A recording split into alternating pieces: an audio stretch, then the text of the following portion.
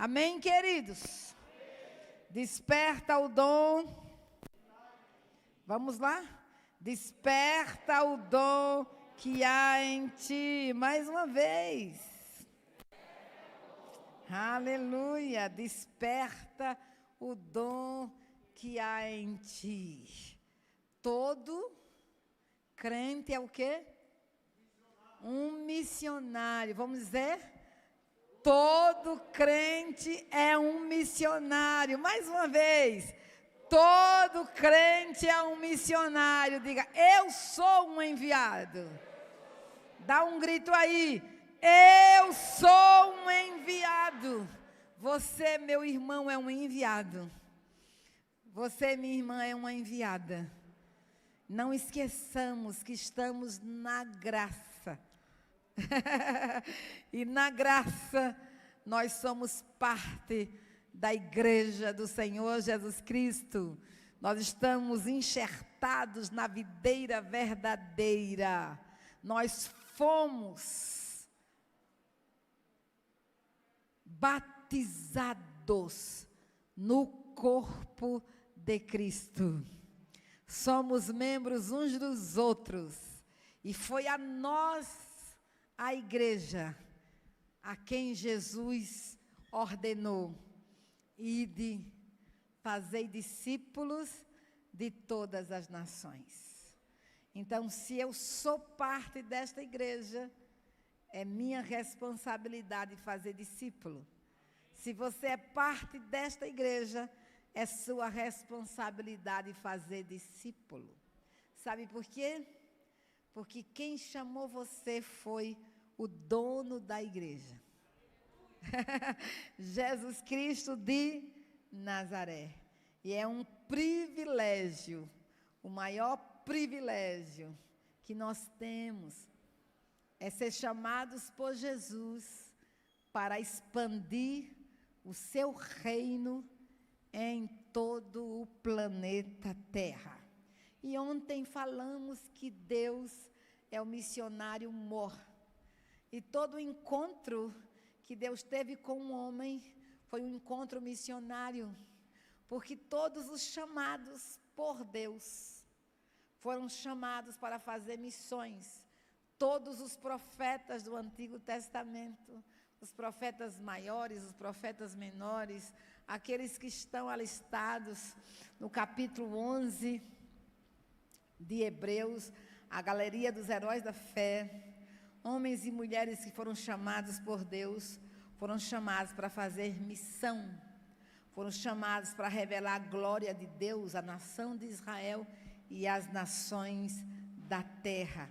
Por isso que o autor aos Hebreus, quando vem trazer a pessoa de Jesus, porque Jesus, no livro de Hebreus, ele está acima de Moisés, acima de Josué, acima de Arão, o seu sacerdócio é perfeito, a sua oferta é perfeita. Jesus é e será para todo sempre o único Deus, amém? Então, o que é que o autor fala? Tendo Deus antigamente falado muitas vezes e de muitas maneiras aos pais pelos profetas. Então, Deus falou, Deus anunciou a sua palavra de poder. Deus anunciou o seu propósito. Deus anunciou as suas promessas de muitas maneiras. Usou muitas pessoas. Mas hoje, Ele nos falou pelo Filho, o qual constituiu o herdeiro de todas as coisas, pelo qual também fez o universo. Então, Jesus é a última e perfeita revelação de Deus. Não existirá outra. É Jesus, unicamente Jesus. Ele veio para revelar a pessoa do Pai. Ele veio para cumprir o propósito que foi estabelecido pelo Pai desde a eternidade. Ele veio morrer pelos nossos pecados. Ele veio mudar a nossa história. Ele veio transformar as nossas vidas. Ele veio trazer da sua vida a nós. E porque Ele trouxe da sua vida a nós, Ele nos transformou e nos fez seus missionários. Nos fez suas testemunhas. Nos fez seus enviados. Então, é um privilégio. Você é um enviado por Jesus a Campina Grande. Você é um enviado por Jesus ao Brasil, às nações da terra. Você é um enviado por Jesus às cidades da Paraíba. Queridos, você tem que se converter a isso, para que você passe a ser um propagador do Evangelho, alguém que salga fora do saleiro, alguém que brilha em cima do velador. Então, não esqueça isso, porque quando nós somos convertidos a esta verdade, a nossa vida muda. Nós não pregaremos o Evangelho porque é um programa da igreja local. Não pregaremos o Evangelho porque estamos matriculados na escola X ou na escola Y. Nós somos comprometidos com Jesus. E porque somos comprometidos com Jesus, pertencemos a Jesus, somos membros do seu corpo, e eu vou agradar unicamente a Jesus. E Ele, antes que o pastor me dissesse isso, Ele já tinha dito: Raquel, pregue o Evangelho a toda criatura. Você diz amém? Amém? Então escute, você precisa se converter a isso. Por isso você vai levantar a sua mão direita e você vai dizer: eu sou um enviado. Eu sou uma enviada. Quem lhe enviou? Quem lhe enviou? Quem lhe enviou? Então, quem lhe enviou foi Jesus. A autoridade que você precisa, você já tem. Ele ungiu você, capacitou você com o poder do Espírito Santo. E você agora está habilitado para ser uma testemunha, um pregador do Evangelho. Então, hoje nós vamos trabalhar em cima. Eu, você, o missionário de Jesus, o Filho de Deus, as nações, a começar por Jerusalém. Diga: eu, o missionário de Jesus. Outra vez. Eu, o missionário de Jesus. Diga: o filho ou a filha? A filha de Deus, enviada a quê? A Campina Grande, ao sertão da Paraíba, ao Cariri da Paraíba, enviada às cidades da Paraíba, porque eu vou começar onde? Em Jerusalém. Esse foi o programa de Jesus. Então, não esqueça, você é um missionário, você é um filho de Deus. Você foi enviado por Jesus às nações da terra. E quando Jesus fala de nações, Ele está falando de povo, de etnia, de cultura. Então, nós temos muitas culturas aqui na Paraíba. Você já evangelizou os índios lá de Baía da Traição? Já tem igreja em Sejeque, na Baía da Traição? Já tem o evangelho igreja no povo Corombola aqui da Paraíba? Você já visitou o povo Corombola aqui na Paraíba? Está vendo? Você já visitou o povo cigano aqui da Paraíba? Já alcançou o povo cigano? Então veja que dentro da Paraíba nós temos muitas outras etnias, outras nações, outras culturas que Jesus quer alcançar. E é através de você. Aí muitas vezes nós não temos a visão da Paraíba, porque a gente se concentra somente no nosso mundinho. O mundinho de Campina Grande, a casa onde eu moro, o condomínio onde eu estou, o bairro onde eu vivo. E aí esquece desse estado gigante que necessita conhecer o Evangelho de Jesus Cristo. Então vamos aqui, diga, eu sou um enviado. Outra vez, mais uma vez. Muito bem, vamos para a Bíblia. Se você é um enviado, então vamos trabalhar em cima da palavra, porque é a palavra que convence, né? Vamos aqui em João, no capítulo 1, no versículo 40,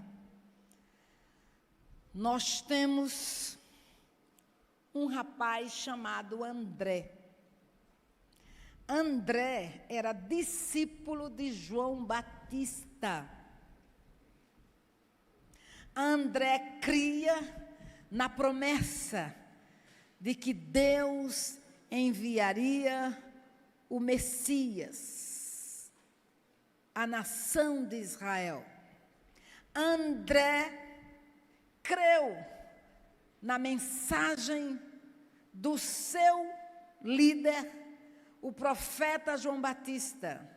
E André desceu as águas do Jordão, arrependido dos seus pecados, e aceitou pela fé o batismo de João. E André ouviu João Batista dizer: eu não sou Cristo, eu também não sou Elias, mas depois de mim virá um que é mais poderoso do que eu, do qual eu não sou digno de desatar as correias da sua sandália. E André estava ali ouvindo esta palavra. E André estava atento à mensagem pregada pelo profeta João Batista, porque André era discípulo de João Batista, e André estava aguardando o Messias, tal como João Batista aguardava o Messias. E um belo dia, aparece um homem lá de Nazaré, e ele se aproxima do Jordão, e ele se aproxima do profeta João Batista. E quando João vê de longe, o Espírito Santo comunica no coração de João Batista: é ele, o Messias, é ele, o Cordeiro de Deus que tira o pecado do mundo. É este do qual você não é digno de desatar as correias das suas sandálias. É este que batizará com Espírito Santo e com fogo. É esse que tem a pá na sua mão. É ele. E João Batista, cheio do Espírito Santo, abre a sua boca de profeta e aponta para o verdadeiro caminho, e aponta para o verdadeiro Messias, e declara: eis aí o Cordeiro de Deus que tira o pecado do mundo. André, com certeza, ouviu esta palavra de poder. Com certeza, André se concentrou naquele homem que haveria de descer as águas do Jordão, que haveria de ser batizado pela instrumentalidade do profeta João Batista. E ele ficou: ele é o Messias, ele é o Cordeiro. Agora veja o que diz a Bíblia. Era André, irmão de Simão Pedro, um dos dois que ouviram aquilo de João e o haviam seguido. Pronto. Quando ele ouviu, esse é o Cordeiro, esse é o Messias, esse é o Filho de Deus. João, muito obrigado por todo o ensino. João, não posso permanecer com você. Eu tenho que ir atrás da revelação. Eu tenho que ir atrás do Messias. Eu tenho que ir atrás da promessa. Eu tenho que ir atrás do caminho. Ele imediatamente deixou as tradições dos seus antepassados.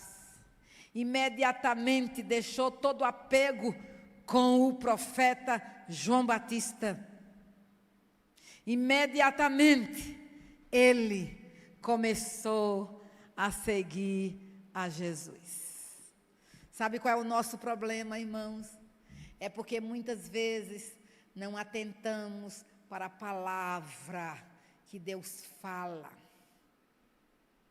Temos muitos apegos. Nos apegamos a uma igreja local, nos apegamos a uma liderança, nos apegamos a uma tradição, nos apegamos a um método, nos apegamos a uma forma de culto e esquecemos de que o Espírito de Deus é dinâmico, de que o Espírito de Deus fala, de que ele não está preso na caixinha de ninguém, de que João Batista era o precursor do Salvador, de que João Batista não era o Cristo, não era o Messias. João veio para preparar o caminho do Senhor. Quantos e quantos ouviram a mesma mensagem que André ouviu, mas não tiveram coragem de romper, porque estavam apegados pela alma a um movimento que seria passageiro, porque o que permaneceria era Cristo para sempre, Cristo. Então, meus queridos, escutem bem, nós estamos seguindo a Jesus. O nosso alvo é Jesus. O nosso mestre é Jesus. O nosso modelo é Jesus. Nós temos que ter a sensibilidade e o discernimento de ouvir a voz do Espírito, de perceber o movimento das ondas, de perceber a direção dos ventos, de perceber o momento de levantar a tenda, de perceber o momento de parar e fixar a tenda. André, ele estava com João Batista, mas ele esperava o Messias. André não amarrou seu coração no mover que Deus usou João Batista. Mas João Batista seria o precursor. João Batista seria o anunciador. João Batista viria na unção do Espírito Santo para despertar as consciências adormecidas da casa de Israel. João Batista veio para apontar o caminho. Ele era a voz do que clama no deserto. E André, na multidão, estava atento à mensagem. E quando ele ouviu, ele seguiu a quem ele devia seguir, ao Messias de Israel, a Jesus Cristo Senhor. Agora, este achou primeiro a seu irmão Simão e disse-lhe, escute bem, André ainda não tinha intimidade com Jesus, mas ele ouviu João Batista dizer, aquele ali é o que batiza com o Espírito Santo. Ele é o Messias, Ele é o Cristo de Deus, é o Cordeiro de Deus que tira o pecado do mundo.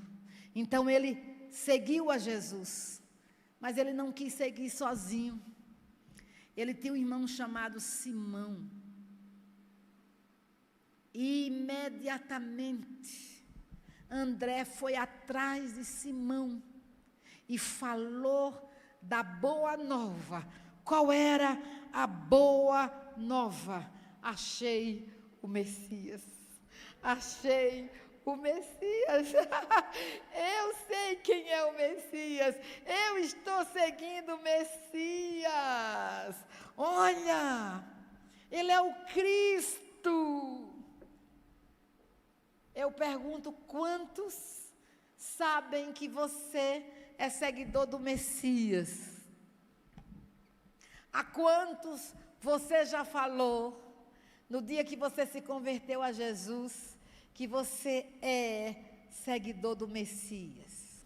André anunciou prontamente.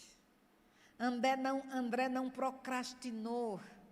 André tinha a maior notícia a dar ao seu irmão, e ele não escondeu essa notícia, ele propagou, ele foi atrás de Simão Pedro, ou melhor, de Simão, e levou a Jesus. Eu acho muito lindo, ele levou a Jesus. Esse é o Messias, esse é o Cristo. Agora veja, você tem alguma, nos evangelhos de Jesus Cristo, André estava entre os três? Não. Você sabe alguma notícia de André? Nos evangelhos, escreveu algum livro? Não, que eu saiba não, que você sabe, não. Mas, o que você acha? André trouxe um peixão grande para Jesus.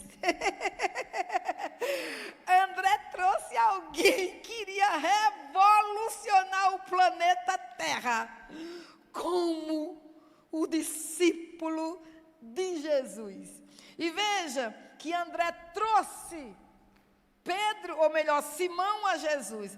E quando Jesus olhou para aquele homem, olha, a palavra profética é liberada da boca de Jesus. E Jesus, ao olhar para aquele rapaz, diz: tu és Simão, filho de Jonas, mas tu serás chamado Cefas, que quer dizer Pedro. Agora veja, o que é Simão? Simão é cana movediça, Simão é inconstante, Simão é Maria vai com as outras.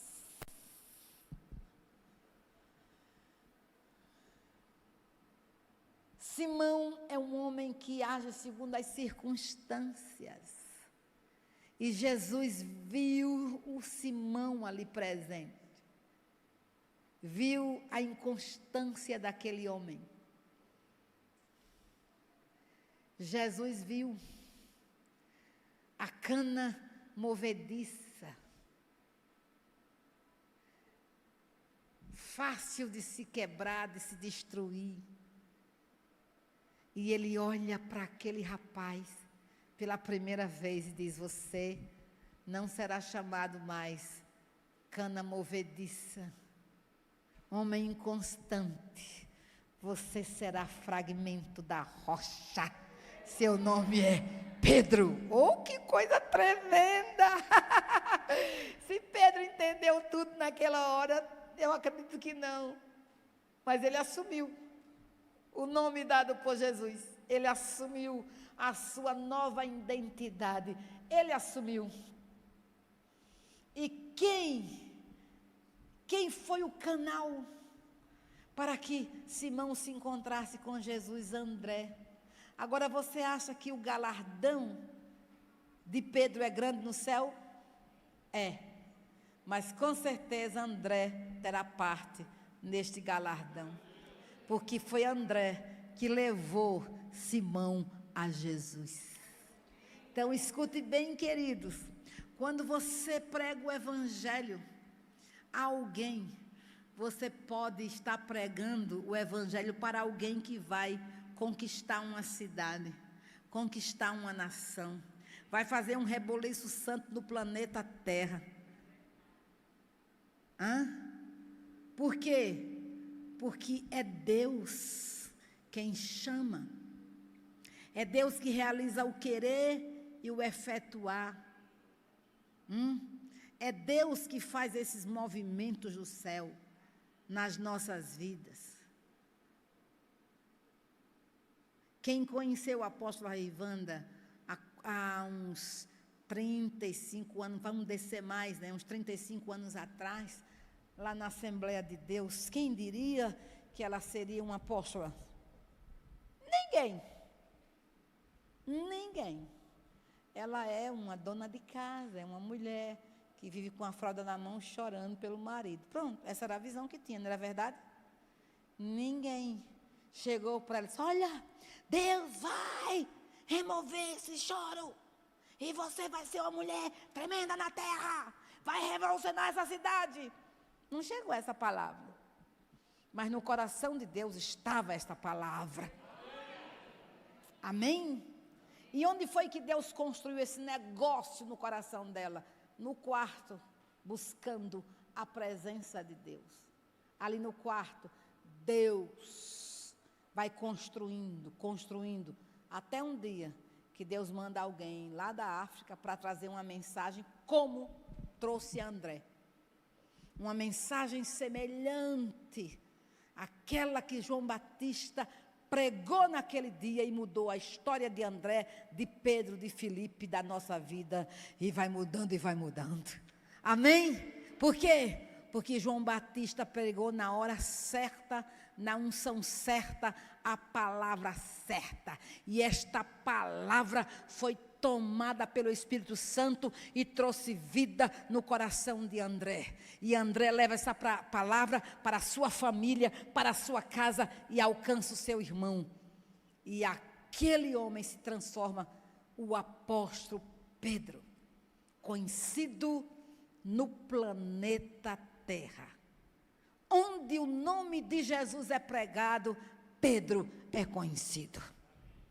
O pescador da Galileia se tornou um grande pescador de homem. Muitos homens já foram apagados da história, mas a palavra profética que Jesus liberou naquele dia, tu és Pedro, se cumpriu na vida de Simão. Então, aquilo que a apóstola Arivanda ouviu pela primeira vez, aqui na igreja presbiteriana, numa tarde, sobre a aliança de sangue, mudou a vida desta mulher. E essa mensagem poderosa mudou a vida de vocês. Só que o que começou nela não parou. E o que Deus fez em vocês não pode parar. Vocês têm que ser o André de Campina Grande. Amém? O André que vai atrás dos Simão para levá-lo a Jesus.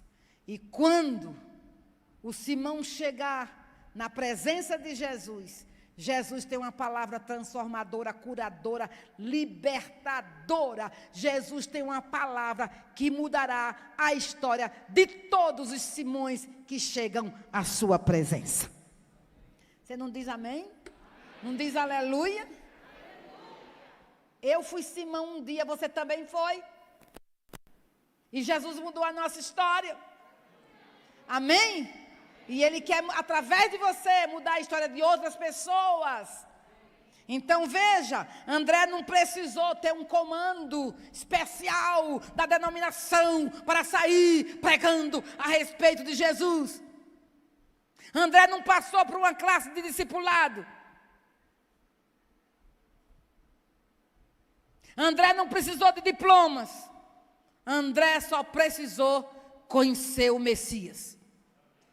Quando ele conheceu o Messias, quando ele conheceu a Jesus, ele disse: esse sim é o Cristo, o ungido, o prometido pelos profetas do Antigo Testamento. Eu vou segui-lo. Mas eu não quero seguir sozinho. quem eu encontrar no caminho, eu vou falar a respeito de Jesus. Achamos o Messias. Achamos o Messias. Veja outro também que não ficou calado. Filipe também foi discípulo de Jesus. Ele estava junto com quem? Com André. E Filipe, no versículo 43 do capítulo 1 de João, olha o que diz a Bíblia. Filipe foi encontrado por Jesus. Foi encontrado por Jesus. E quando ele foi encontrado por Jesus, ele falou de Jesus a seu amigo Natanael. Olha o que está escrito na palavra de Deus. No dia seguinte, quis Jesus ir a Galileia e achou a Filipe e disse: segue-me. Oh, que maravilha, hein? Segue-me. Filipe seguiu a Jesus imediatamente. Filipe achou Natanael, seu amigo, e disse-lhe: havemos achado aquele de quem Moisés escreveu na lei e os profetas, Jesus de Nazaré, filho de José. Oh, maravilha! Olha o relatório completo de Filipe. Filipe diz: olha, eu achei aquele de quem Moisés falou. Eu achei aquele que os profetas falaram. Moisés disse que Deus haveria de levantar um profeta semelhante a ele, e que o povo de Israel deveria seguir a esse profeta. Eu encontrei, ele está aqui em nosso meio, Natanael. Eu vim buscar você para vê-lo. Mas veja o que Natanael disse, metido Natanael, soberbinho, orgulhosinho. Quando ouviu que é de Nazaré, quando ouviu que é de Junco do Siridó, quando ouviu que é da Paraíba, quando ouviu que não é de cidades mais importantes de Israel, é de Nazaré, aquela cidadezinha. Que foi que disse? O que disse Natanael? Pode vir alguma coisa boa de Nazaré? Pode vir alguma coisa boa dessa família? Pode vir alguma coisa boa de Campina Grande? Pode vir alguma coisa boa de Aracaju? Você percebe que nós revelamos o que está dentro de nós? Os nossos conceitos e preconceitos nos impedem de ver a glória do Senhor Jesus.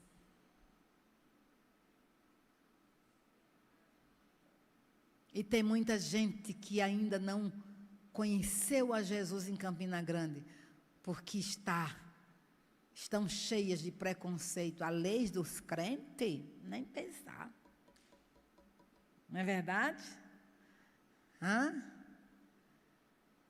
Aí coloca: eu vou deixar o meu forró? Vou deixar a minha cervejinha? Não. Aí começa a colocar coisas como barreiras, a fim de não se encontrar com o Senhor Jesus. E Natanael disse: pode vir alguma coisa boa de Nazaré? Ele realmente era preconceituoso contra os nazarenos e contra a cidade de Nazaré. Talvez alguém tivesse feito alguma coisa ruim a ele, que era de Nazaré, ou talvez esse era o conceito dos de Jerusalém, porque Nazaré ficava na Galileia, e a Galileia era a região mais pobre, uma região também misturada de gentios, de nações gentílicas. Então, os judeus, eles rejeitavam a região da Galileia, a cidade de Nazaré. Aí, sabe o que Filipe diz? Vem e vê. Pronto, vem e vê. Faça o teste, comprove se tem coisa boa em Nazaré ou não tem. Eu não posso passar a minha experiência para você, mas se você quer, venha e veja. E Jesus está chamando você nesta noite, para que você venha e veja. Amém? Aí veja, aí Jesus viu Natanael. Jesus viu vir Natanael ter com ele e disse dele. Quando Jesus o vê, Jesus diz assim: eis aqui um verdadeiro israelita em quem não há dolo. Olha, esse homem é um homem honesto, é um homem sincero, é um homem reto, é um homem justo. Quando Natanael ouviu essas palavras da boca de Jesus, ficou como? Estupefato, espantado. Aí perguntou: de onde me conheces tu? Ah, meu filho, de onde me conheces tu? Aí Jesus vai dar uma pista para provar que ele era o Messias. Aí Jesus traz a palavra de conhecimento em manifestação. Antes que Filipe te chamasse, te vi eu, estando tu debaixo da figueira. Pronto, bastou isso. Aí Natanael se rendeu, o preconceito foi embora, ele se rende totalmente. Natanael respondeu e disse-lhe: Rabi, tu és o Filho de Deus, tu és o Rei de Israel. Aleluia! Aleluia! A palavra de conhecimento entrou em operação e Natanael traz a resposta correta. Eu creio que tu és mestre, eu creio que tu és o Filho de Deus, eu creio que tu és o Rei de Israel. Você diz amém? Então, queridos, o que eu quero mostrar aqui, que você tem que ver? Você percebeu que nesses encontros houve a manifestação do Espírito Santo? Nesses encontros aqui, houve o agir do Espírito Santo. Nós precisamos do Espírito Santo para evangelizar. O poder do Espírito Santo veio sobre nós para capacitar-nos a ser o quê? Pregadores do Evangelho, testemunhas de Jesus em todo lugar. Então veja que Filipe buscou o seu amigo Natanael, porque quando Jesus diz: vem, segue-me, ele diz: eu tenho um amigo que também eu quero que ele siga o Senhor. O Senhor é mestre, o Senhor é Messias, eu quero. Você percebe? Você percebe o desejo que estava no coração de André? Você percebe o desejo que estava no coração de Filipe? Você tem esse desejo, você quer que seus amigos sejam salvos? Você quer que seus colegas encontrem a salvação na pessoa bendita de Jesus? Você deseja que a sua família seja totalmente rendida aos pés de Cristo? Irmãos, esse desejo tem que estar patente no nosso coração. Nós temos que desejar, nós temos que querer, nós temos que ter a convicção plena de que Jesus é a resposta que seu pai precisa, que sua mãe precisa, que seu irmão precisa, que seu primo precisa, que seu avô, sua avó, seus amigos, seu patrão, que Campina Grande precisa. Não pense vocês, amados, que o povo de Campina Grande vai encher o vazio da sua alma com coisas. Não vai, ninguém consegue encher o vazio da alma com coisas. Não tem ídolo que encha o vazio do coração do homem.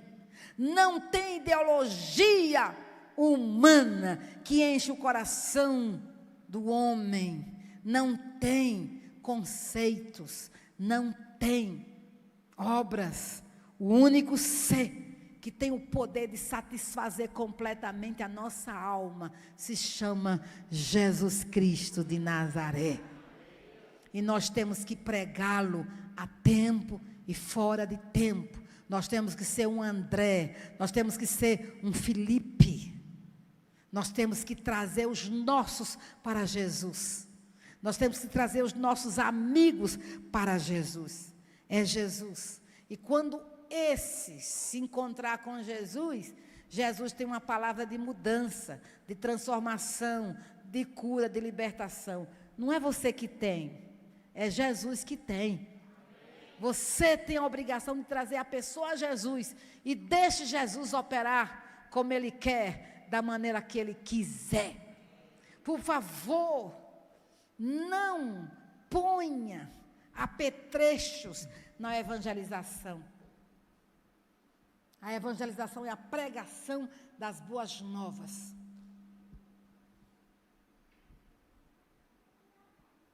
E é pregar na dependência do Espírito Santo. E é pregar aquilo que Deus colocou no seu coração. E Jesus, que é o Senhor, sabe como pegar essa palavra que você liberou e trazer mudança naquele ser. Amém? Vamos mais aqui, veja que nós somos os missionários, nós somos os enviados. Jesus, ele veio para as ovelhas perdidas da casa de Israel, mas Jesus percebeu que ele não conseguiria alcançar todo aquele território sozinho. Eu acho lindo isso, porque você pensa que ele poderia alcançar sozinho. Não, não foi assim que Deus determinou. Jesus era um homem, ele não poderia estar em 2 lugares ao mesmo tempo, ele só poderia estar em um lugar ao mesmo tempo. Por quê? Porque ele estava limitado a um corpo humano, um corpo que cansava, um corpo que tinha sede, que tinha fome. Ele estava limitado a um corpo físico.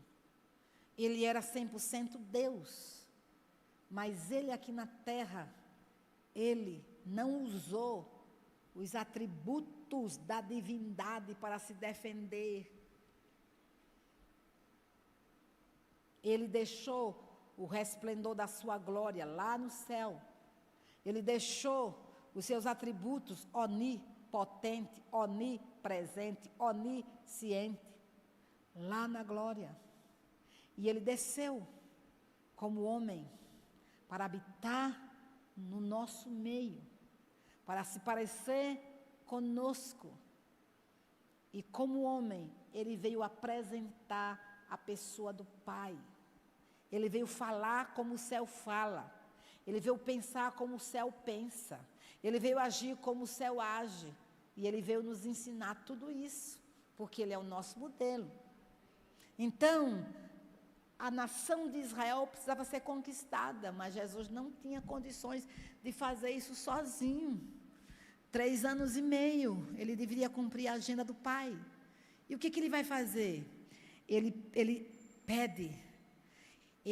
pede o apoio, a ajuda dos seus 12 apóstolos, né? A primeira comissão, os seus 12 discípulos é enviado à região da Judéia, é enviado a toda aquela região de Israel.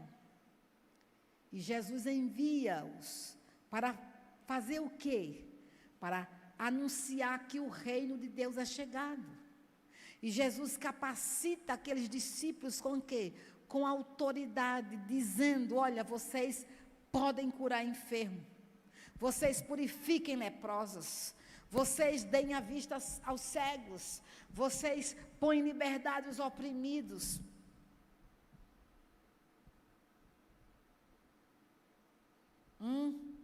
Entre nas casas, anuncie a paz.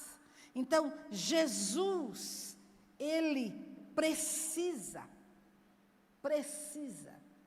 de apoio, de ajuda na conquista da nação de Israel.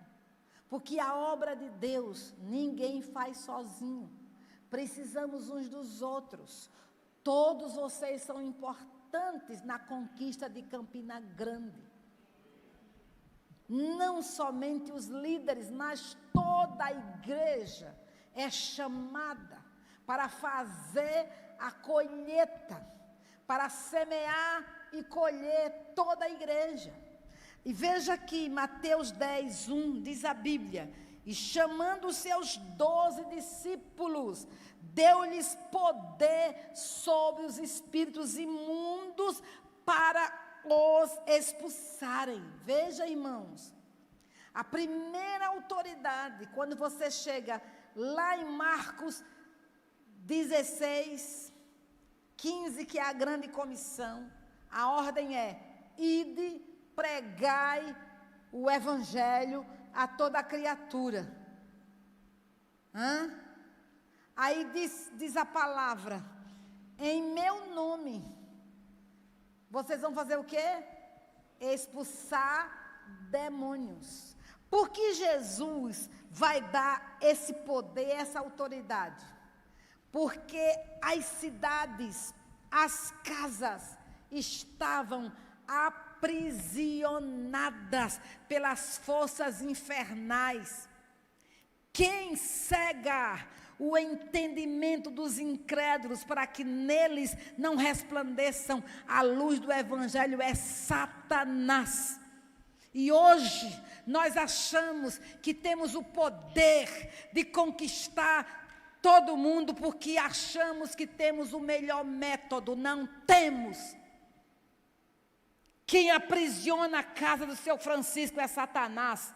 Quem aprisiona a casa da Dona Maria é Satanás. Quem não quer que Campina Grande se renda a Cristo Jesus é Satanás. Quem oprime os sertões da Paraíba é Satanás. Quem declara que o Cariri não vai ser salvo é Satanás, porque a Bíblia declara que ele guarda bem armado a sua casa. E não é pelo fato de Satanás ter a sua cabeça esmagada que ele soltou as cidades, que ele soltou as vidas. Ele não solta nada automaticamente. É necessário que um oficial de justiça chegue na autoridade do Espírito Santo e diga assim: é ilegal essa escravidão, é ilegal essa prisão, é ilegal essa doença, é ilegal essa opressão. Sai desta casa, sai deste corpo, em nome de Jesus.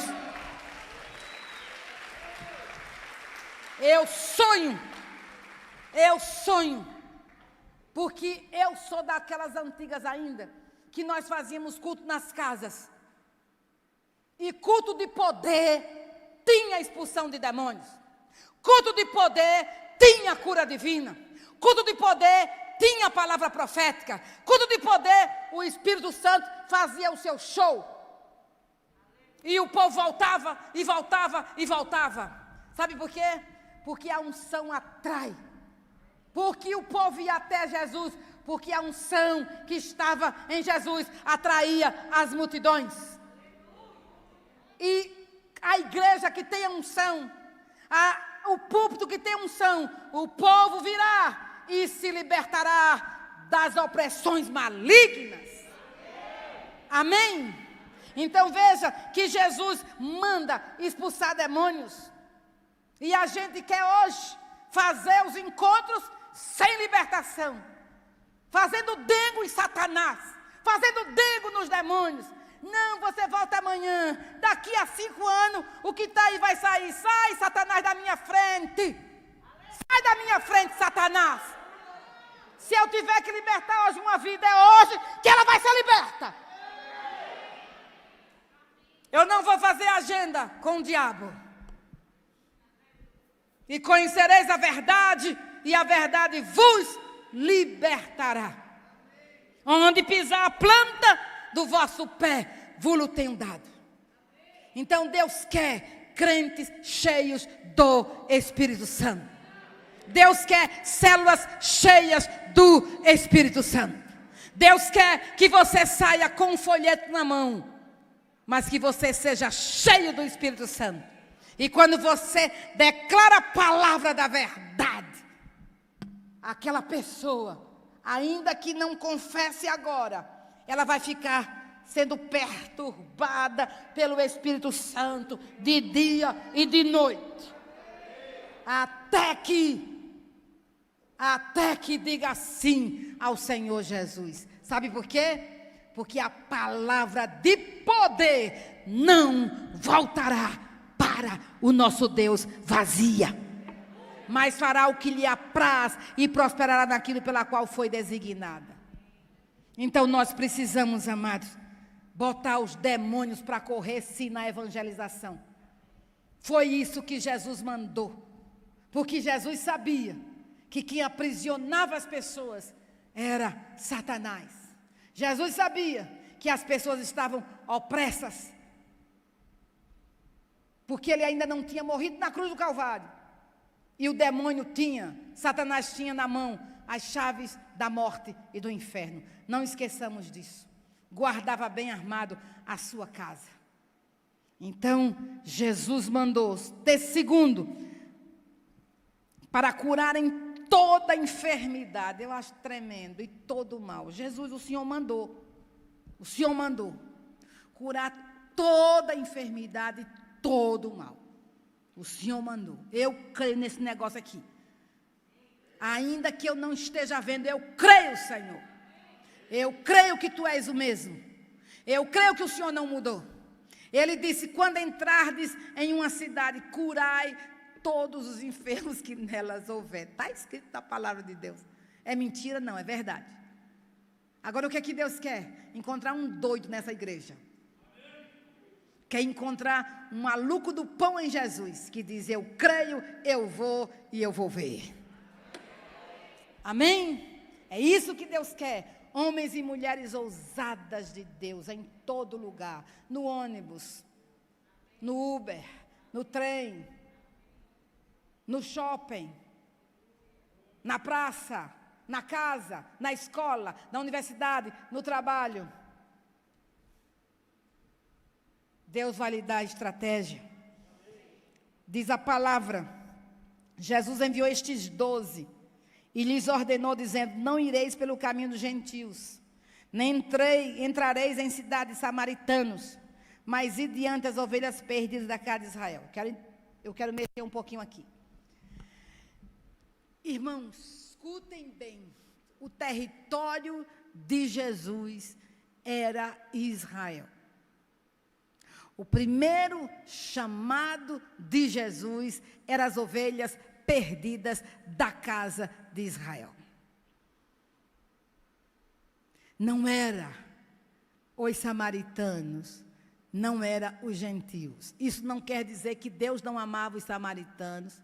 Isso não quer dizer que Deus não amava os gentios. Deus amava a Israel e amava os gentios e amava os samaritanos de igual modo. Mas você tem que entender uma coisa, que Deus não é movido pela necessidade.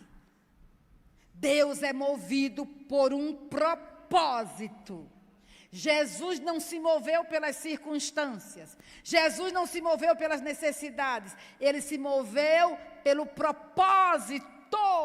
Ele não fez nada que Deus não lhe mandou fazer. Ele não falou nada que Deus não lhe mandou falar. A Bíblia diz que ele só fez o que viu o Pai fazer. E só falou o que ouviu o Pai falar. Então Jesus era um missionário dependente 100% do Pai. O nosso problema é que nós queremos ser missionários, queremos fazer a obra de Deus, mas não somos dependentes do Espírito Santo. Nós inventamos muita coisa que o Espírito nunca falou a nós.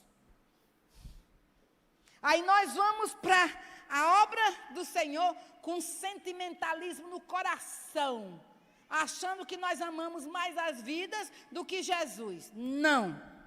Não e não e não. Veja, vocês não vão entrar em cidades de samaritanos. Está ouvindo? Vocês não vão evangelizar gentios. Está ouvindo? Só as ovelhas perdidas da casa de Israel. Esse é o meu chamado. Então, quem delimita o seu território é o Senhor, não é você. Quem delimita o seu território é o Senhor, não é você. Se Deus mandou você ficar só na sua rua, fique, meu irmão, obedeça, meu irmão, e só saia quando Ele disser, saia.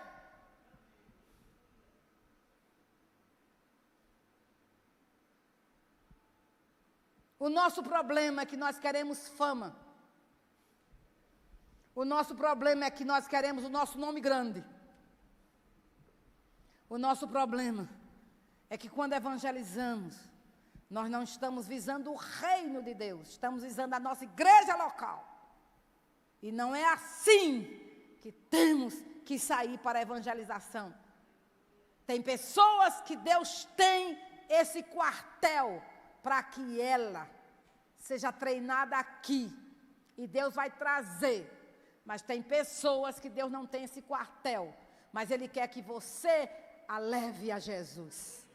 Amém? E quando você tem a visão do reino, meu irmão, tudo vai ser mais fácil. Tudo vai ser leve na sua vida. Porque você vai fazer para a glória de Deus. Porque você não manda nas pessoas. Você prega o evangelho. E o Espírito Santo é que vai trazer. O Espírito Santo é que vai colocar o querer e o efetuar no coração daquela pessoa. E você vai discipular. E ela vai vir. Mas você evangeliza. Porque você vê o reino. Você vê o que Jesus mandou você fazer. Quantas vidas eu já ganhei que nunca veio para a igreja que eu sou. E eu quero saber disso. Eu quero saber que quando eu chegar no céu, muitos vão entrar comigo. É isso. Muitos vão entrar comigo. Alguns vão estar na igreja local que eu sou. Outros não. Mas isso não me impede de falar de Jesus. Amém? Porque é o reino de Deus que eu e você devemos implantar. Então, queridos, o território, quem delimita é o Senhor. É o Senhor. O tempo do gentio chegou depois. Mas quando foi que o tempo do gentio chegou? Quando? Depois da ressurreição. Depois que o Espírito Santo desceu sobre a igreja. Aí quando o Espírito Santo desceu sobre a igreja, aí chegou o tempo do gentio. Aí o povo não queria sair de Jerusalém. Aí Jesus permite uma perseguição e empurra todo mundo para pregar o evangelho. Em Samaria, Judeia, até os confins da terra. Saiu à base de chicote, mas saíram. Para cumprir o programa do Pai. Amém? Vamos mais adiante? Depois, Jesus, lá em Mateus 9, vamos lá, repare que lindo. Mateus 9:35, já li essa semana aqui, esse texto é um texto tremendo, né? Mas eu quero que você note aqui uma coisa. Mateus 9, versículo 35 em diante. Olha, e percorria Jesus todas as cidades e povoados, fazendo o quê? Ensinando nas sinagogas, pregando o evangelho do reino e curando toda sorte de doenças e enfermidades. Então, Jesus ensinava, pregava as boas novas de salvação, curava os enfermos. Não é isso? Aí, quando ele via a multidão, o que havia em Jesus? Diga, compaixão, diga. Então, Jesus não pregava um evangelho seco. Jesus não pregava o evangelho para cumprir uma agenda sem que esse cumprimento estivesse encharcado do amor de Deus. Jesus não pregou o evangelho para satisfazer os homens, ou para agradar a multidão. Jesus, ele era movido pela compaixão. E é isso que nós precisamos pedir a Deus, compaixão. Nós temos que orar por Campina Grande com os olhos molhados. Nós temos que orar pela Paraíba com os olhos molhados. Nós temos que orar pelo Brasil com os olhos molhados. Ter compaixão, ter a visão no nosso espírito do que é uma vida sem Jesus, do que é uma vida andando a passos largos para o inferno. Nós temos que olhar para as pessoas e deixar com que o amor de Deus, não é o nosso, é o de Deus, alcance a ela ou a elas. Mas como isso é possível, meu irmão? É possível quando você depende do Espírito Santo, quando você se deixa ser dominado por esta palavra, encharcado por esta palavra, quando você compreende o que Cristo fez por você, de onde Jesus tirou você, o que Ele fez em você, o que Ele fez por você, Ele mudou a sua história. Então precisamos, irmãos, e isso é de joelhos, orando, Senhor, coloca no meu coração uma gotinha da tua compaixão. Senhor, eu quero orar pelo meu Brasil com olhos molhados. Eu quero urrar pela nação brasileira. Eu quero gemer por ver um Brasil rendido aos teus pés. Senhor, eu quero orar pela minha família, com olhares não enxutos, mas molhados de compaixão, de misericórdia, de amor. Não, irmãos, escute. O seu irmão que não tem Jesus, se ele morrer, vai para o inferno. E você nunca mais vai tê-lo e vai vê-lo. Porque se ele morrer em Cristo, você vai se encontrar breve com ele. Mas se ele morrer sem Cristo, você jamais o encontrará. Então é necessário que você diga, Senhor, meu irmão está perdido. Senhor, não, eu vou para o céu, mas ele vai comigo. Do que depender de mim, ele vai ouvir do Evangelho. Do que depender de mim, eu vou jejuar para vê-lo transformado, mudado, rendido aos teus pés. Queridos, olha, escute. Desde quando eu oro pela minha família? Eu acho que desde que Jesus mudou a minha história, desde criança, né? Mas assim com consciência. Eu sei o dia que Deus me deu uma promessa. Está vendo esse anel aqui? Eu ganhei aqui nessa igreja. Quando eu fiz 40 anos, eu ganhei esse anel e um brinco, um par de brinco. E esse anel foi um sinal de que a minha família será salva. Por quê? Porque quando eu fiz 40 anos, eu estava na casa da apóstola Rivanda, aquela outra casa. E pela manhã, 10 de junho do ano 2000, 2000 eu fiz 50, né? Eu sou de 60, quando é que eu fiz 40? 2000 mesmo, né? Eu estou ficando, viu? É a velhice. Então, queridos, ela entrou no meu quarto com um buquê de rosas vermelhas. Eu não esqueço desse dia. E ela não sabia de nada. Porque em 83, primeiro semestre de 83, eu estava lá na minha casa, em Aracaju, num sábado, de joelhos orando, clamando, e Deus me deu uma promessa em Isaías, que todos os meus seriam discípulos do Senhor. E eu segurei.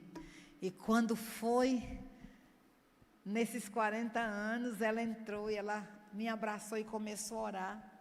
Aí Deus disse: eu te vi, quando ainda era uma menina, no quarto da sua casa, orando pela sua família. E eu confirmo que todos os seus serão meus discípulos. Ela nunca ouviu essa história de vir. Naquele dia, e quando foi à noite aqui, uma festança, e eu uso esse anel porque eu lembro: Senhor, Tu vais cumprir esta promessa. E sabe de uma coisa? Eu já estou vendo. Um dos meus irmãos aceitou Jesus como Senhor e Salvador. Aleluia! Está firme! E eu sempre dizia: eu ainda vou te batizar. Sempre disse a ele: vou te batizar e vou te casar. Não quero conversa. E foi tão interessante que quando ele aceitou Jesus e chegou em casa, disse à esposa, a companheira de tantos anos: eu vou casar com você. Aquela bobona, em vez de dizer graças a Deus, amanhã logo, não, ficou com charme. Mas vai casar, porque Jesus vai fazer essa obra. Amém? Porque eu ainda vou batizá-lo para a glória de Deus. Então Deus está fazendo porque Ele é fiel. Amém? Então veja, queridos, Jesus diz assim para os seus discípulos: olha, Ele orou com compaixão, então chore pela sua família, ore com compaixão. Chore, aprenda a chorar. E eu aprendi a chorar, viu, irmão? Valnice Milhomes Coelho. Eu aprendi a chorar naquela cave de oração, nos dias que orávamos pelas cartas. Quantas cartas? Cada carta era uma pessoa, era uma família.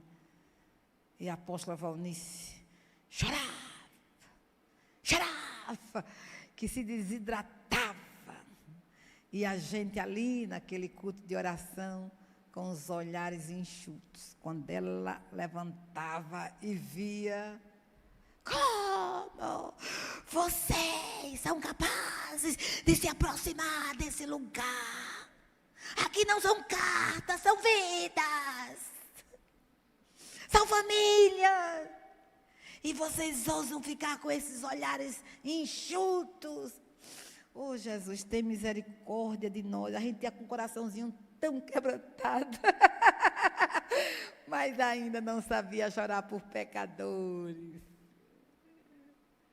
E aí vamos pedir: Senhor, ensina-me a chorar pelos pecadores. Ensina-me a chorar por essas pessoas que estão aqui em forma de tinta e papel. Ensina-me a chorar pelo Paulo, pelo João, pela Maria. Ensina-me a chorar.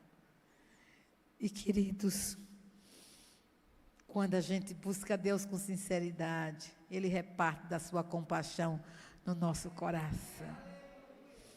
E hoje eu sei chorar. Não é de emoção, é de compaixão. Eu cansei de ir para as estações de trem, lá no Japão, só para orar por aquele povo.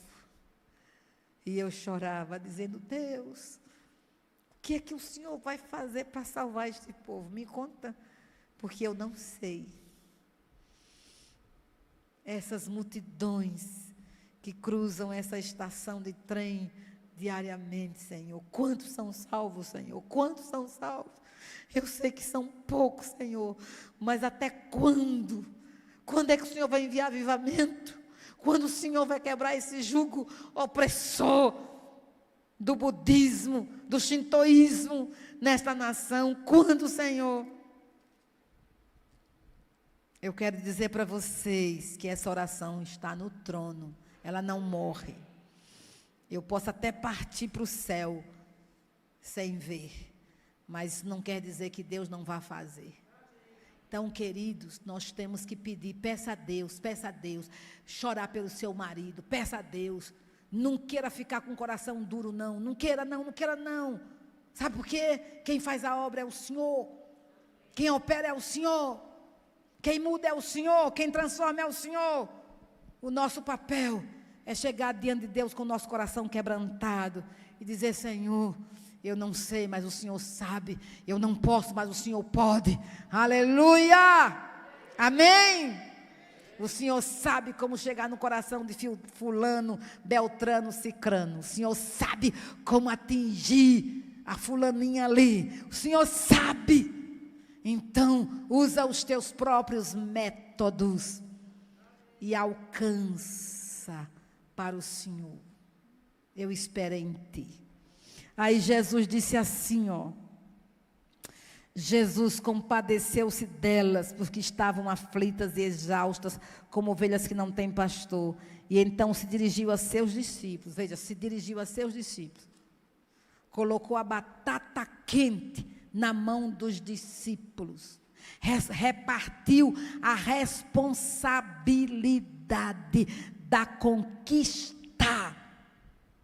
conquista de almas com os seus discípulos. E disse assim, rogai, a seara na verdade é grande, mas os trabalhadores são poucos. Eu sozinho não vou dar conta. Somando com vocês também não vamos dar conta.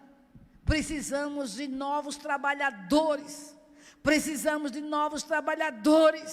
Mas a quem rogar? Vamos pedir ao dono da seara. Vamos pedir ao dono da seara bons trabalhadores. Vamos rogar, vamos clamar, porque o Senhor, o dono da seara, vai mandar trabalhadores para a sua seara.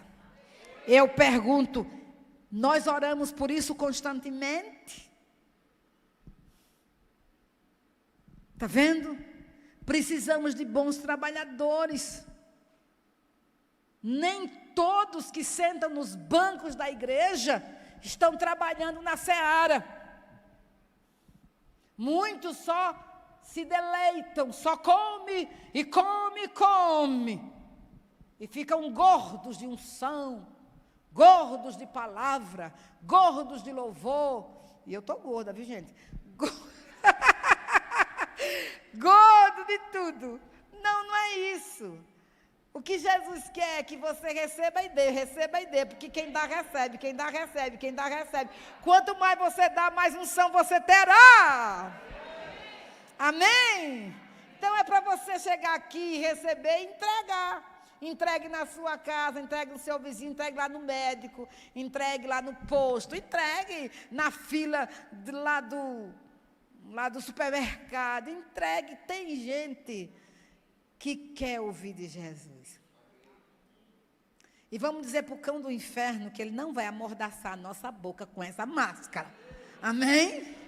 Ele não vai nos amordaçar. Ele não vai parar a voz profética nesta igreja, nem na sua casa. Você diz amém? Então, rogue ao Senhor da seara. Aí Jesus roga.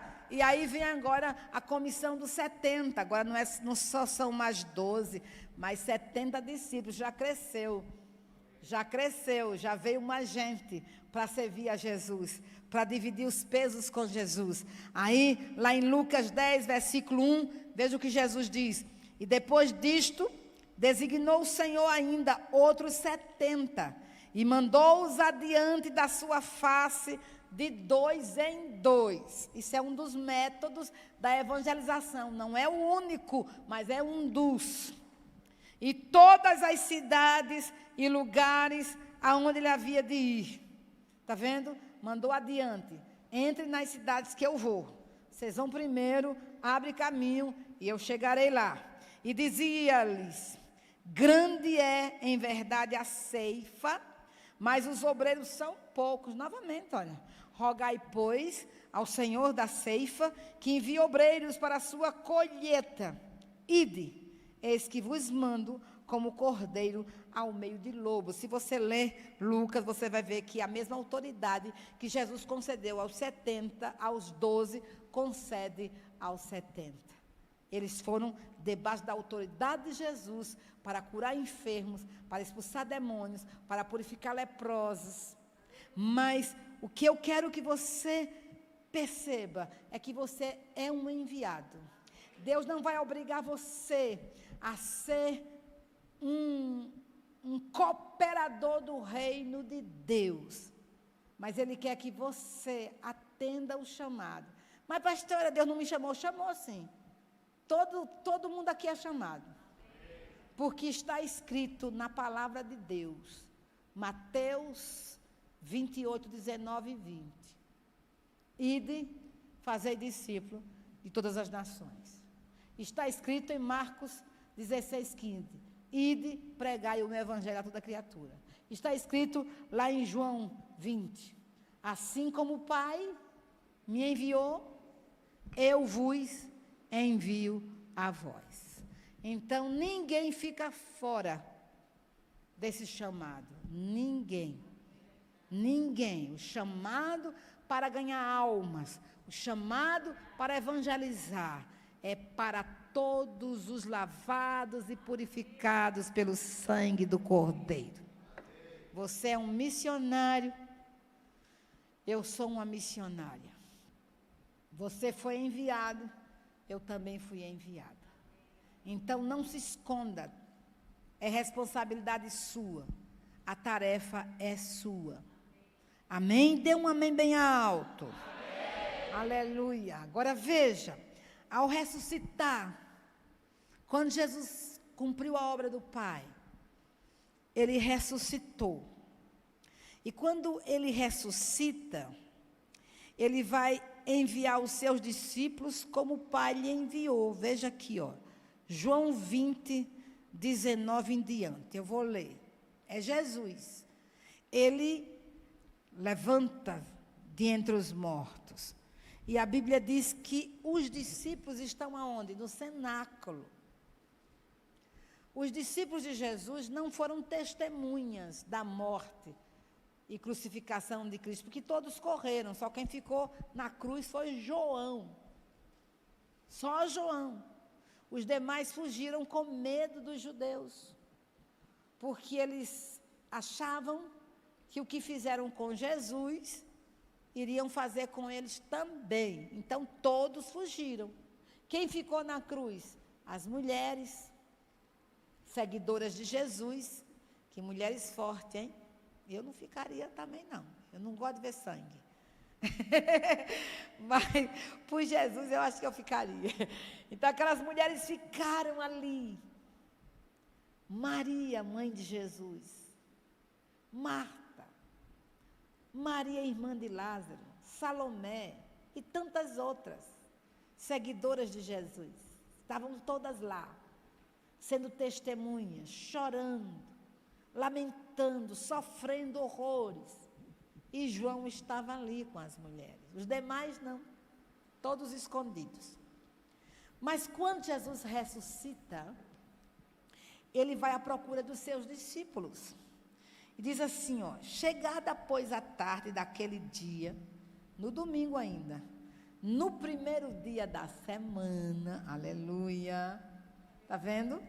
E cerradas as portas, onde os discípulos, com medo dos judeus, se tinham ajuntado, chegou Jesus e pôs-se no meio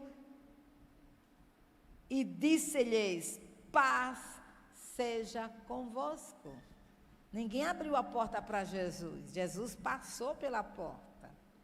Ele estava com o corpo glorificado. Ele não estava mais limitado às leis físicas. Amém? Ele passou. E dizendo isto, olha que coisa linda, mostrou-lhes as suas mãos e o lado. Sou eu. De sorte que os discípulos se alegraram vendo o Senhor. Disse-lhe, pois, Jesus outra vez, paz seja convosco, assim como o Pai me enviou, também eu vos envio a vós. Aí ele disse: aqueles a quem perdoardes os pecados, lhes serão perdoados. E aqueles a quem os retiverdes, lhes serão retidos. E havendo dito isto, assoprou sobre eles e disse-lhe: recebei o Espírito Santo. Isso aqui também é a grande comissão. A grande comissão em João. A igreja foi enviada para perdoar pecados. Pecados de família, pecados de pessoas, pecado de cidades, pecados de nações. A igreja tem poder de liberar e tem poder de prender. Por esse motivo, nós temos que abençoar. A quem perdoardes os pecados, lhes serão perdoados. A quem retiverdes, lhes serão retidos. Quantas pessoas não perdoam na igreja?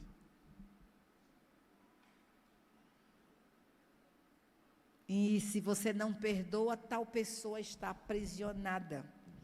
Então, em nome de Jesus, é a grande comissão. Nós fomos chamados para ministrar o evangelho da reconciliação. Nós fomos chamados a derrubar a parede de separação entre Deus e os homens, mostrando o mediador, Jesus Cristo de Nazaré. Amém? E veja que Jesus, ele vai primeiro aos seus discípulos e ele libera o Espírito Santo. Eles nascem de novo. Eles são enxertados no corpo de Cristo.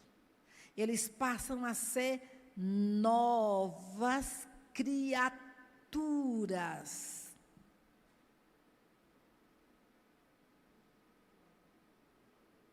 Eles passam a ser a reprodução de Jesus no seu caráter e na sua missão. Lembre-se que Jesus disse a Pedro: Pedro, quando tu te arrependeres, tu consolarás aos teus irmãos. E Jesus, depois da ressurreição, ele tem todo o poder no céu, ele tem todo o poder na terra. Ele tem as chaves da morte e do inferno nas suas mãos. Ele esmagou Satanás. Ele despojou principados, potestades, dominadores de trevas e expôs todos os demônios ao desprezo. Jesus está falando: olha, não existe um único grão de areia do planeta Terra que não me pertença. É meu. Eu tenho autoridade. Eu coloquei o marco da terra. E o marco da terra foi o meu sangue derramado nela. Eu comprei as nações, eu comprei os povos, eu comprei as etnias, eu comprei as línguas com o meu sangue. Agora vocês recebam do poder e da autoridade e vão aonde? Vão e façam o quê? Discípulos de todas as nações. Façam discípulos em todos os bairros de Campina Grande. Façam discípulos em todas as cidades da Paraíba. Façam discípulos em todo o Nordeste do Brasil. Façam discípulos nos outros estados do Brasil. Façam discípulos além fronteira. Porque tudo pertence ao Senhor Jesus.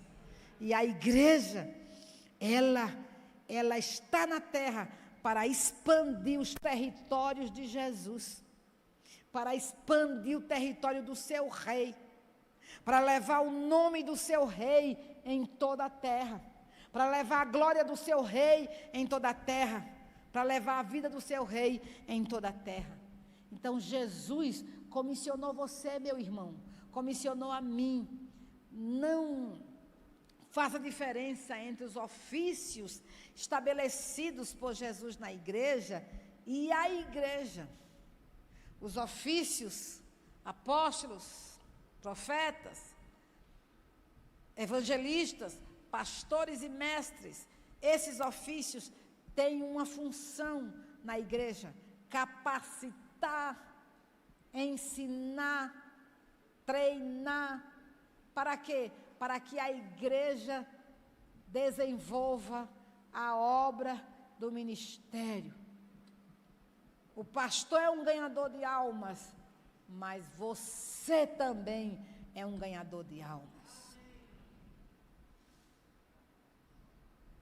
Tá certo? O pastor vai lhe dar diretrizes, mas você é um enviado. Onde você está plantado, Jesus tem que ser manifestado, Jesus tem que ser glorificado. Aí Jesus diz assim, ó, ele comissiona os seus seguidores a fazerem discípulos em toda a terra, a começar em Jerusalém. Então Jesus dá uma promessa, Jesus dá uma ordem e Jesus dá um programa a ser obedecido pela igreja. Esse foi o programa que Jesus entregou. Mas recebereis o poder do Espírito Santo. E por que Jesus disse isso? Porque os discípulos estavam preocupados com o quê? Com as coisas do fim do mundo. Quando é que Israel há de ser restaurado? Será este o tempo em que restaurarás o reino a Israel? Jesus, não interessa não, a você não. Isso aí é coisa somente do Pai. Não se meta naquilo que é obra exclusiva do Pai. E a gente não aprendeu até hoje. Ficamos a vida toda querendo saber quem é o anticristo, quando é que ele vem, o que é que ele vai fazer, se o templo levanta, se não levanta. Jesus não mandou ninguém se preocupar com essas coisas. Me prove que ele mandou. Não mandou. Ele disse para os discípulos: quanto a vocês, recebereis poder ao descer sobre vós o Espírito Santo, e ser-me-eis testemunhas, tanto em Jerusalém, como em toda a Judéia, Samaria, até os confins da terra. Então, eu tenho uma promessa para vocês: vocês vão receber poder. Eu tenho uma ordem para vocês: sejam minhas testemunhas. E eu tenho um programa para vocês. Obedeçam esse programa. Façam testemunhas em Jerusalém. Avancem para Samaria. Estenda o todo para a Judéia e vá até os confins da terra. Tudo é meu e eu quero ter naquele dia a colheita que eu conquistei na cruz do Calvário. Então, queridos, a ordem de Jesus é o quê? É que você faça discípulo, é que você pregue o evangelho, é que você ganhe vidas. Aí a gente procura fazer uma porção de coisa que Jesus nunca mandou. Aí ficamos aqui brigando uns com os outros, ciumando uns dos outros, batendo nos outros, equivocado um com o outro. Sabe por quê? Porque queremos a glória do homem. Não! A glória é de Jesus! Eu ganho vidas para Jesus. Eu não ganho vidas para ser promovida no templo. Eu ganho vidas para Jesus. Se a igreja perceber em mim uma unção para o ministério, que a igreja escolha. Mas esse não é o meu alvo. O meu alvo e o seu alvo deve ser a glorificação de Jesus Cristo. Se trabalhássemos mais para Jesus, não temos problemas na igreja. Amém? Veja, no Pentecoste, irmãos, a missão da igreja foi ratificada com a pregação das boas novas, sendo ouvida e compreendida por todas as nações presentes em Jerusalém no dia do Pentecoste, porque o Espírito Santo trabalhou e se moveu e colocou línguas dele na boca dos seus ungidos, e o povo ali presente, 13 nações ali presentes, as nações conhecidas, como diz a Bíblia, debaixo do céu, ouviu as boas novas do Evangelho. Agora, será que isso não não nos desperta. O Espírito Santo desceu para quê? Para glorificar Jesus. Desceu para quê? Para nos capacitar com o seu poder, a fim de que realizemos as obras de Jesus. E qual é a obra de Jesus? É buscar e salvar os que se haviam perdido. Com quem ele conta? Comigo, com você, diga comigo. Ele conta com você. Amém? Ele quer que você se voluntarie, diga, Senhor, olha, a porção que me cabe, eu lhe entregarei. Nem todos foram chamados para ser Abraão.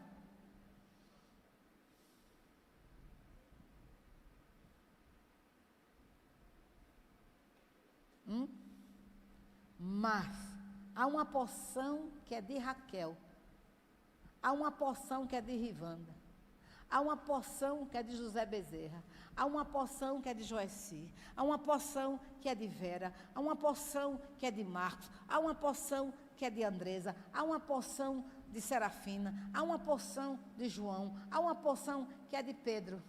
Você sabe qual é a sua porção? Então trabalhe incansavelmente, porque Deus vai abençoar as obras das suas mãos. Eu não vou empurrar a Rivanda em nada, nem vou empurrar a Vera em nada, em nada. Eu vou querer a minha porção. A minha porção, o Espírito Santo vai me levar a conquistar. E a sua porção, o Espírito Santo vai lhe levar a você conquistar. Seja diligente, se voluntarie, dependa dele e diga, Senhor, eu compreendi, a missão é minha, a missão de Jesus é minha, a missão de Jesus é minha, eis-me aqui. Olha o que diz a Bíblia. Deixa eu ver aqui que eu quero terminar essa parte hoje. Ih, meu Deus. Vai. Tudo bem, vamos aqui. Aleluia.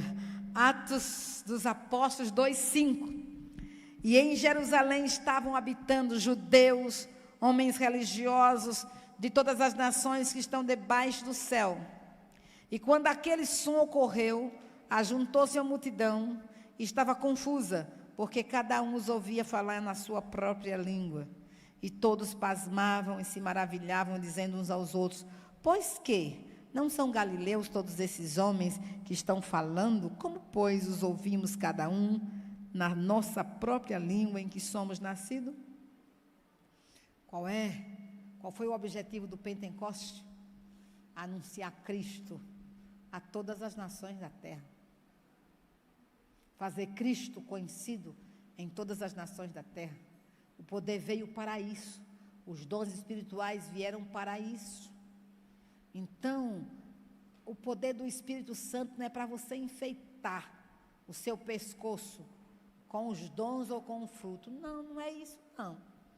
O poder é um revestimento, é uma capacitação para você trabalhar para Jesus. É para isso. Você vai receber poder, vai ser testemunha minha. Esse poder é para que você seja testemunha. Esse poder é para que você evangelize, ganhe almas para mim. É para isso que é o poder do Espírito Santo. É um revestimento, é uma capacitação dada por Jesus a nós para fazermos discípulos, para trazermos a colheita para Ele. E a prova está ali no Pentecoste. Veja a mensagem do apóstolo Pedro, foi cristocêntrica. Pedro não perdeu a oportunidade tremenda e singular e anunciou Jesus a todas as nações ali presente. O Espírito Santo traduziu. Pedro falava em aramaico e o povo ouvia na sua própria língua, porque foi isso que o Espírito fez. Então entendamos, irmãos, você é baseado no Espírito Santo, tem poder, então não tenha medo de evangelizar não, de ter uma célula, de evangelizar de 2 em 2, de fazer evangelismo em massa, de pegar o seu celular e transformar o seu celular em um púlpito. Meus irmãos, nós podemos fazer muito com esse celular. Mas muito, muito, muito. Que unção você tem? Então, você pega esse celularzinho aí seu, tá? E fale de Jesus. Pega esse zap que tem uma porção de gente. Fale de Jesus. Anuncie quem é Jesus. Não tenha medo. Não tenha medo. Se Paulo vivesse nos nossos dias, o nosso irmão Paulo estaria no Instagram, no Facebook, no YouTube, na televisão. Ele estaria em tudo. Com que propósito? Anunciar Jesus Cristo. Era esse o propósito. Entende? Sabe por quê? Porque a palavra de Deus é poderosa. E se hoje nós temos esta arma que Deus nos deu, então vamos deixar o cão endemoniado. Se ele está usando as redes sociais para o mal, eu vou dar rasteira nele. Eu vou usar para o bem, vou desmascará-lo em nome de Jesus. Amém? Amém? Então não tenha medo de anunciar o Evangelho. Não tenha medo. Anuncie o Evangelho.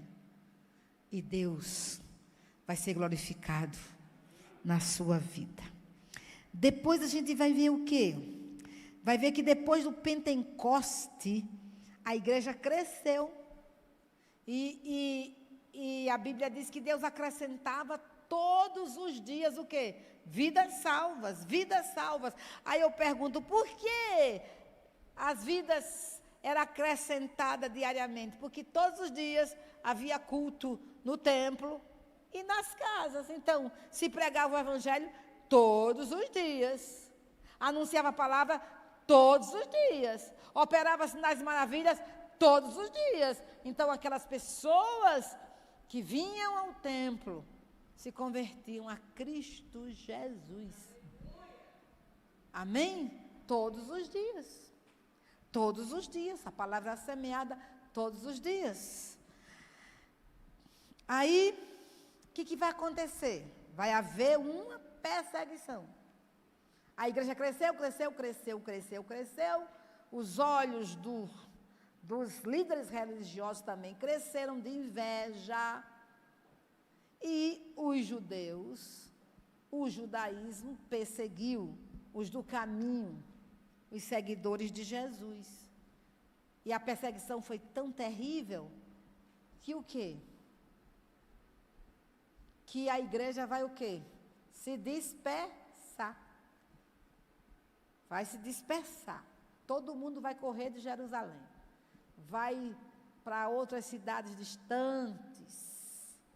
Mas a Bíblia diz que a igreja que foi dispersa, ela saiu pregando o Evangelho. Ela saiu fazendo discípulo. Ela saiu expandindo os territórios de Jesus Cristo em Samaria, na Judéia. E aí chega até os confins da terra com o apóstolo Paulo nas viagens missionárias. Filipe era o quê? Um diácono. E veja que o poder de Deus estava sobre Filipe. E ele entra onde? Em Samaria e prega o evangelho de poder, com sinais e prodígios. Os samaritanos são salvos, os samaritanos também são cheios do Espírito Santo. A Bíblia diz que Filipe desceu a Samaria e lhes pregava quem? Cristo. Lhes pregava Cristo. Era a mensagem da igreja primitiva, Cristo. E essa mensagem deve ser a sua mensagem na célula, deve ser a sua mensagem ao seu amigo, ao seu irmão, ao seu vizinho.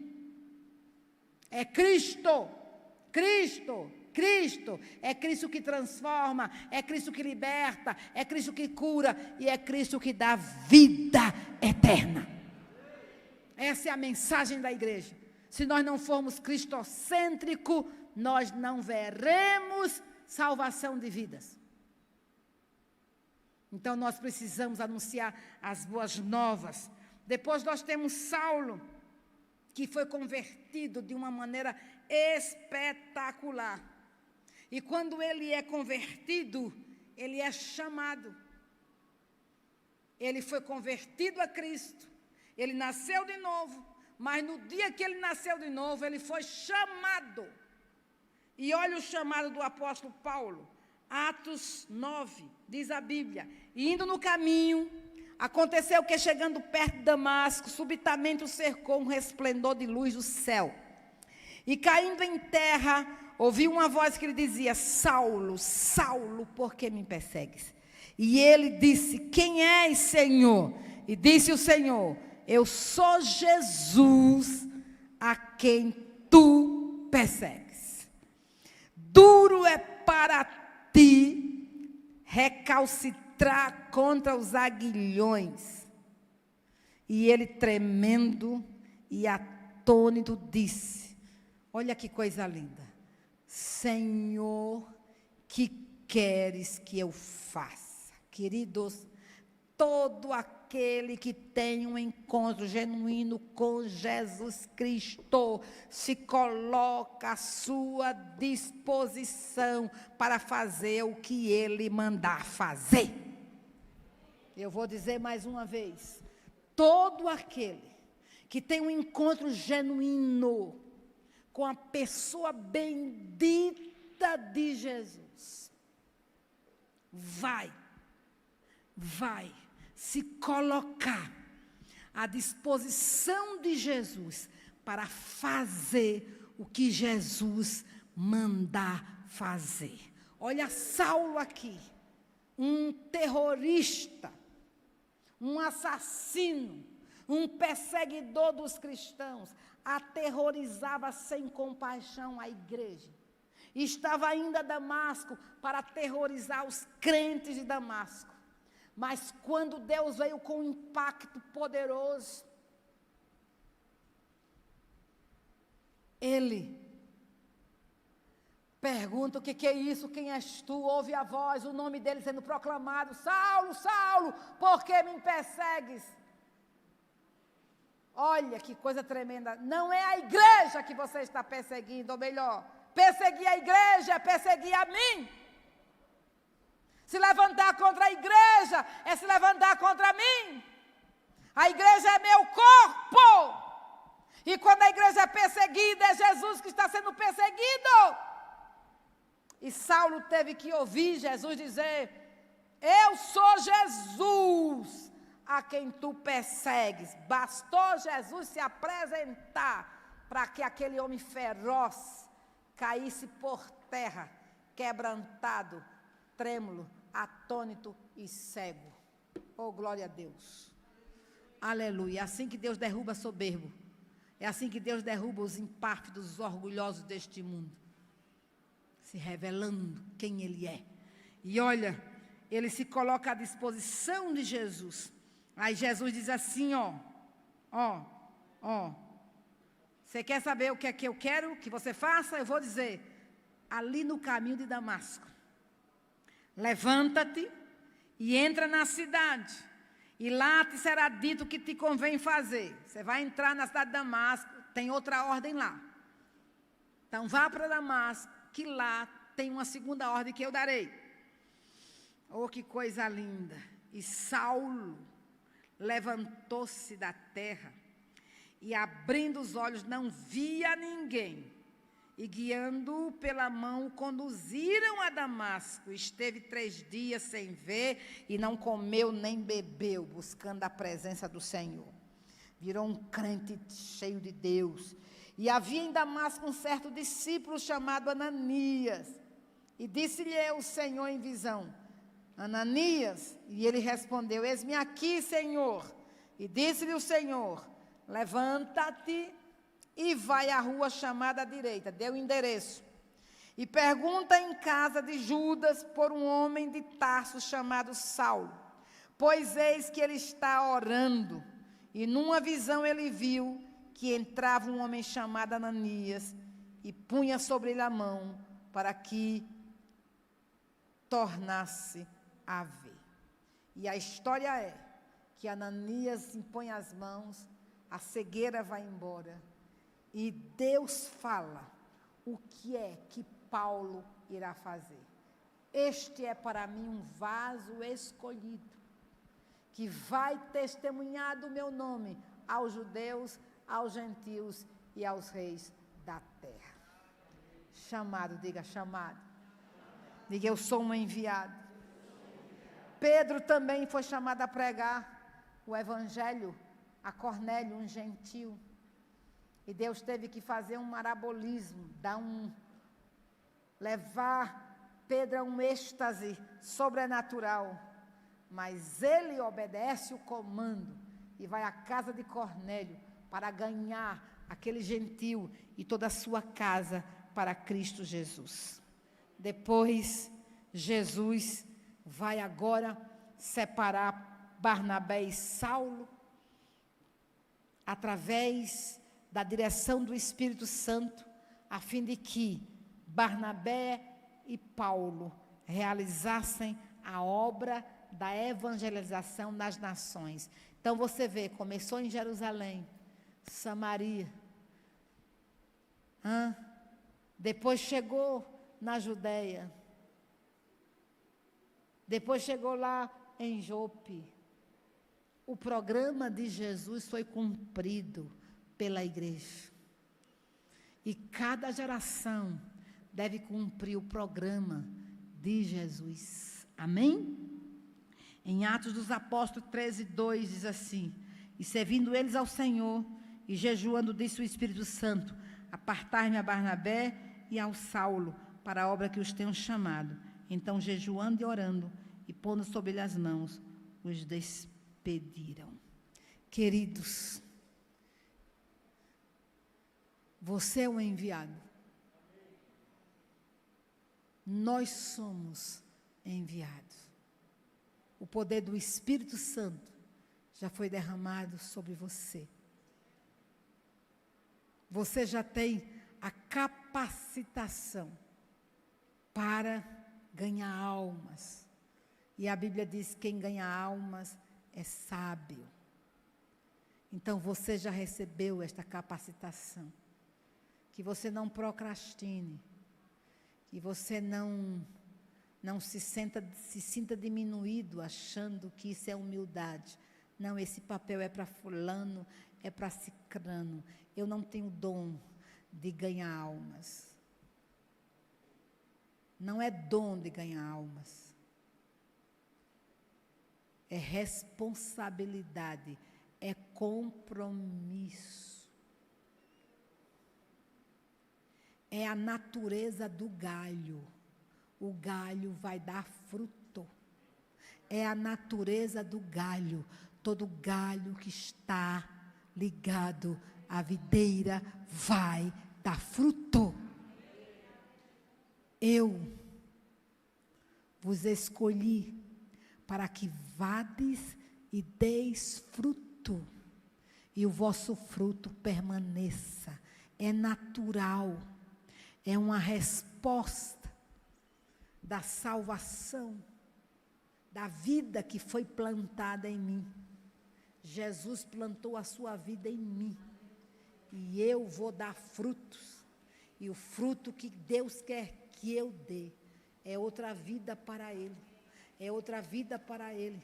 E quanto mais fruto você der, mais poda Deus fará de você, mais limpeza Deus fará de você, porque Ele deseja que você dê muitos frutos para Ele. Então, que nesta noite você diga: Pai, eu compreendi, a Tua palavra é a verdade. O Senhor chamou os 12, o Senhor chamou os 70, o Senhor continua chamando, porque o Senhor não pode fazer a obra da conquista, da colheita sozinho. O Senhor quer contar comigo. E eu digo: conta comigo, Jesus. Eu quero que o meu chamado seja maior do que a minha própria vida. Podemos ficar de pé em nome do Senhor Jesus. E eu gostaria que que você baixasse a sua cabeça e você orasse. Deus conhece o seu nome. Deus sabe o quanto dele há no seu coração, quantos investimentos o Espírito tem feito na sua vida, e Ele quer uma resposta sua hoje.